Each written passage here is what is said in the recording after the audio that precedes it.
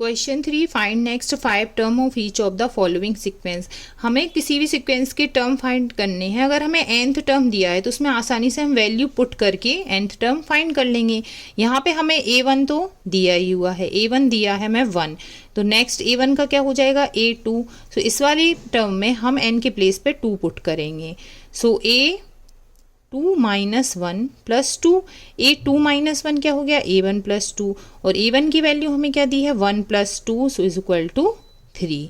Now a3 क्या हो जाएगा a3 minus 1 plus 2, a3 minus 1 हो जाएगा आपका a2 प्लस 2, a2 की वैल्यू है 3, so 3 plus 2 is equal to 5।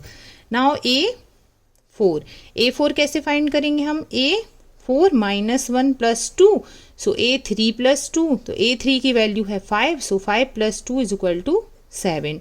a5 क्या हो जाएगा a5 माइनस 1 प्लस 2, 5 माइनस 1 हो जाएगा आपका 4, सो a4 प्लस 2, सो a4 की वैल्यू है 7 प्लस 2 इज इक्वल टू 9। हमें कितने टर्म चाहिए 5, हमने कितने निकाल लिए 1 2 3 4। अब a6 और फाइंड करेंगे हम। a6 इज इक्वल टू क्या हो जाएगा a6 is equal to a6 minus 1 plus 2, n के प्लेस में हमने 6 पुट किया है, सो a5 प्लस 2 हो जाएगा आपका 9 plus 2, so is equal to 11।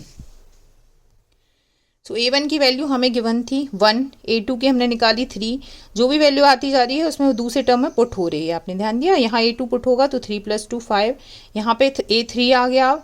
a3 की वैल्यू यहाँ पे पुट करेंगे, so a4 7, a5 is equal to 9 and a6 is equal to 11। Next your question number 3 का सेकंड है, a1 a2 दोनों हमें 2 दिए हैं, an मतलब कि nth टर्म हमें दिया हुआ है n minus 1 minus 3, n greater than 2। n greater than 2 का मतलब है यहाँ हम n की वैल्यू 1 2 नहीं पुट करेंगे। हमें कौन सी टर्म चाहिए, हमें चाहिए a3 a4 a5 a6 and a7, ये 5 टर्म्स हम फाइंड करेंगे।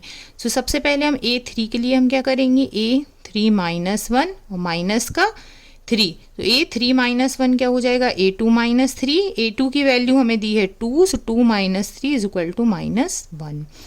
a4 is equal to a4 minus 1 minus 3, so a4 is equal to हो गया आपका a3 माइनस 3, a3 की वैल्यू है माइनस 1 और minus 3, so minus 4, minus minus के नंबर ऐड हो जाएंगे।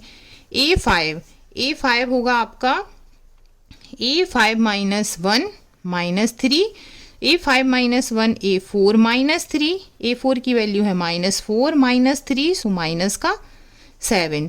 a6 होगा आपका a6 माइनस 1 माइनस का 3, सो a5 माइनस का 3, a5 की वैल्यू है माइनस 7 और माइनस 3, सो माइनस का 10 एंड a7 क्या हो जाएगा a7 माइनस 1 माइनस 3, सो a6 माइनस 3, a6 की वैल्यू है माइनस 10 और माइनस 3 आपको दिया है यहाँ पे, तो ये हो जाएगा माइनस का 13। तो आपको 5 टर्म्स कौन कौन से मिल गए, a3 minus 1, a4 minus 4, a5 minus का 7, a6 माइनस का 10 एंड a7 माइनस का 13।